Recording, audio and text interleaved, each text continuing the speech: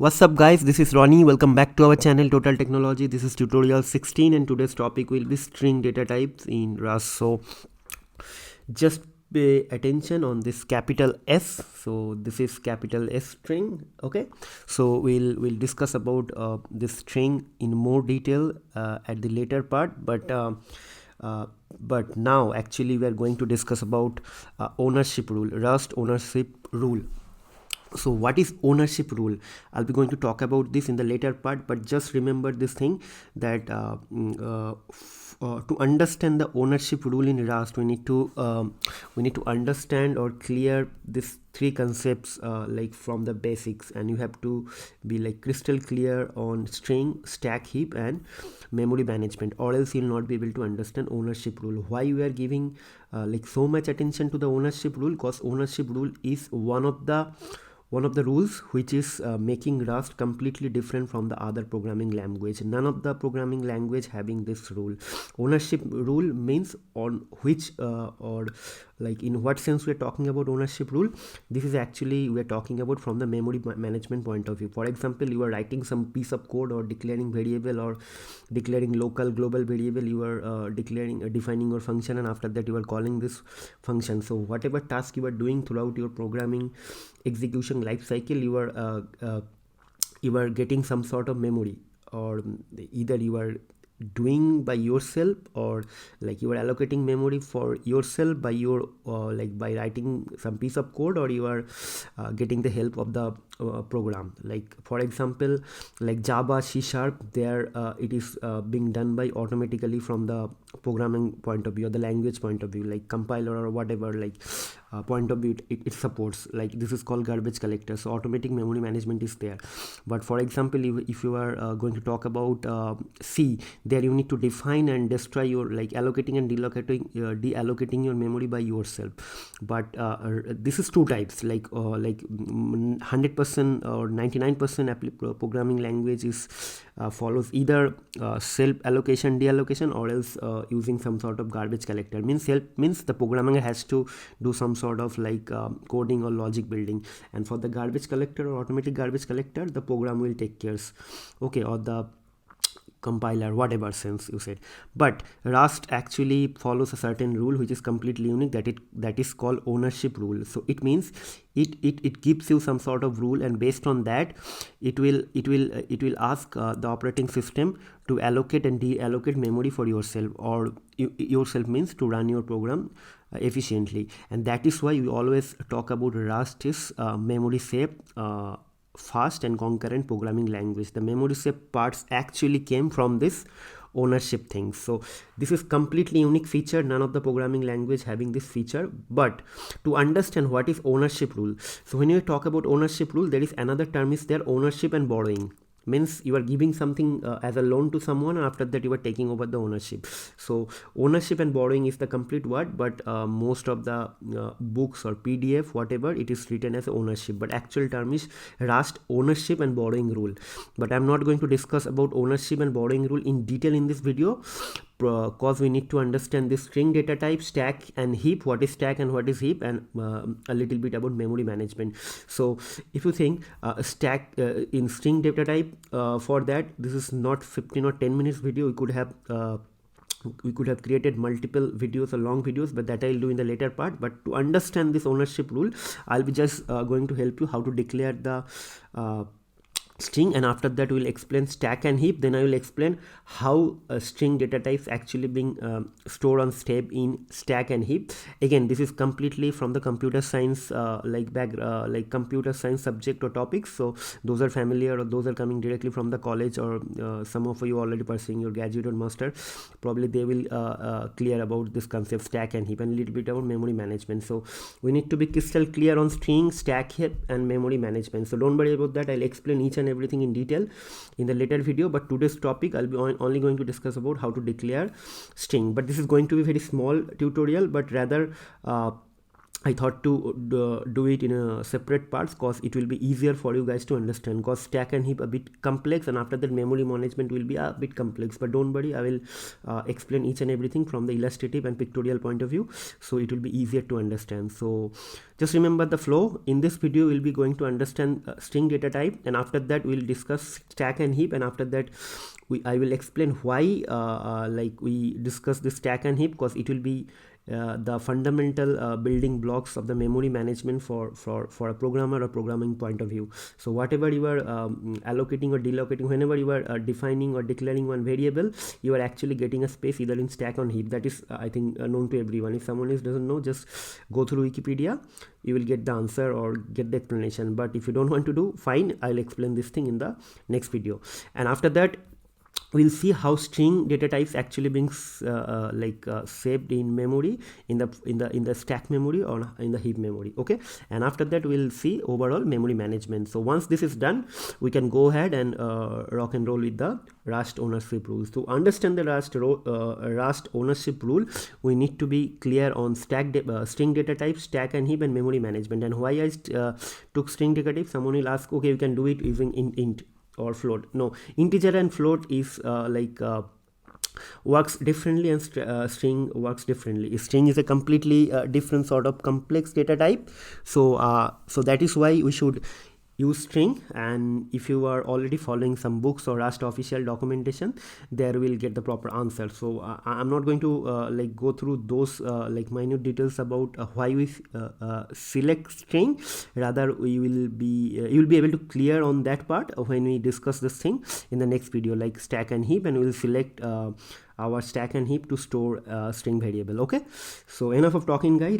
Let's drive to the next slide. So it's very simple, as I told you, how to declare string in Rust. Okay, so till now we haven't done this thing, and I told you there is some intention behind that. So that is why, like we have seen everything in our data types tutorial, but we just skip the string part. And I told you that time I'm not going to like explain the string data types now, and that was intentionally. Now you understood like why I'm doing this. Okay, so it will be very small tutorial, as I told you.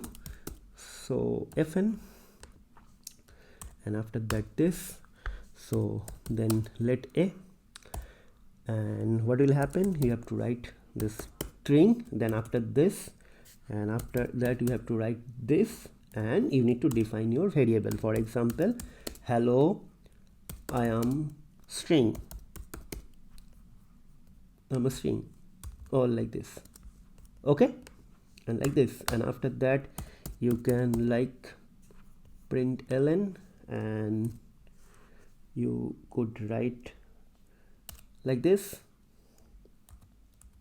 Okay, or probably you can write like this. This will definitely help you. And once this is done, let me just do this thing. Okay, and run this thing. Okay, so it's building. Suppose hello, I am a string, it is getting printed. So this is very simple, guys. So probably we can do some other things. So I'm just keeping this code for open for let's say for 30 seconds, and we'll start after 30 seconds, because as I told you, I'm also doing live classes. So many of my students will like doing their live coding on based on my coding. So I'm just keeping this video on mute for 30 seconds, and after that I will start again. Okay, I'm back. So now we'll discuss two more important point, which is like how to push and pop. So again, when we are talking about push and pop, it is completely related to stack operation. Like push means inserting something into the stack data structure, and popping means taking something out from the stack data structure. But again, as I told you, I haven't decided, or sorry, I haven't discussed about stack and heap in this video, so I'm not going to discuss on those details in this video. Rather, I'll just give you some sort of like very basic intuition towards stack and heap. So in the next video it will be easier to correlate, and you guys will be able to understand. So suppose you want to change the string. Let's say you want to push something, like let's say you want to add like push string, and here you want to put let's say space hello, I'm a string from Rust. So Now someone will ask you why this is going to add here. So again, this is kind of a stack data structure. So like stack data structure means, I'm just giving you example. So this is going to be like this, like first one, then on top of that this will be like this. So it will be start with 1, like or else like H, then E, then L, or L, like this.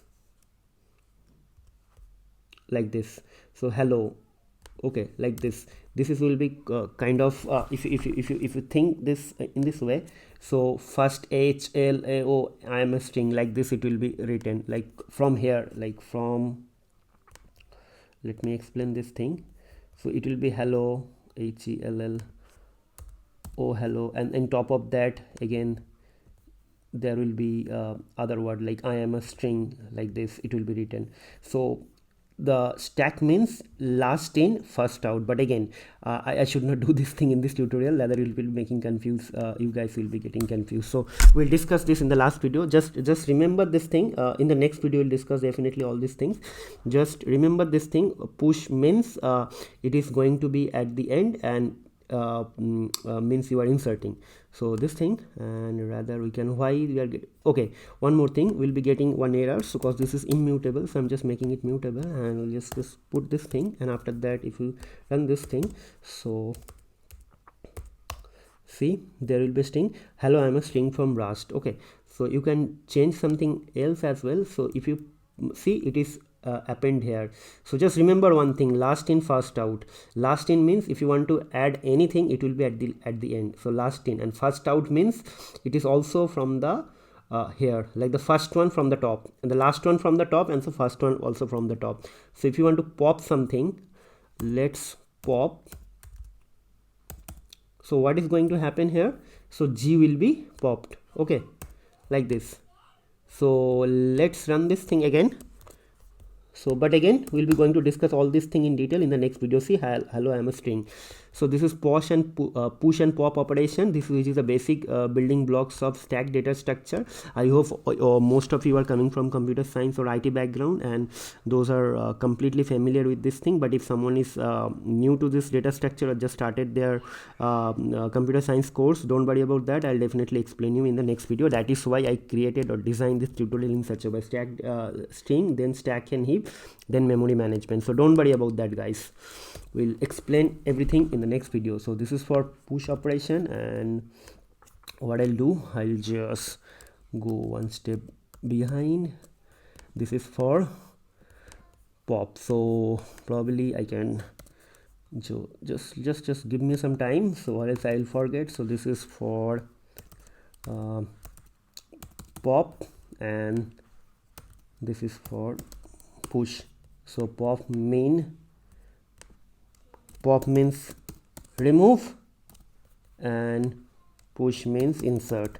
Okay, so that's it, guys. I hope you guys enjoyed the tutorial, and definitely you understand my point, that why I did this string tutorial intermediate, what is the point, and what is the like requirement for understanding the ownership rule in very in depth. Okay, so next tutorial, stack and heap. Just stay tuned with us, and definitely we are going to upload our next video probably today or tomorrow. But try to do some sort of practice on string. It will not take much time, but please try to do some sort of practice. Actually it will help you to understand the concept better. Okay, so we'll see you in the next video. Till then, do some sort of practice. Happy learning, and don't forget to subscribe our channel, and special thanks to all Udemy students. So if anyone who is already subscribed to this course or already purchased this course, guys, if you guys are getting any sort of doubt, problem to understand any concept, or if you are getting any error to set up the environment, please let me know. I'm always available or online there. If there is any delay, definitely don't worry, I update your queries like on time. Okay, and for all the Udemy students, again, thank you very much. Thanks for subscribing to this course. Is actually helping me a lot. And for our YouTube members, guys, please subscribe to our channel, hit the like button, share our videos with your friends friends or family, whoever, if you think relevant. And if you have any doubt, question, clarification, or any suggestion for us, please feel free to let us know. And also if you want us to cover some other topics and area, also you can reach us to us. We are always try to improve our quality. So that's it. That's all for today. Hope to see you in the next video. Till then, take care, goodbye, and have a nice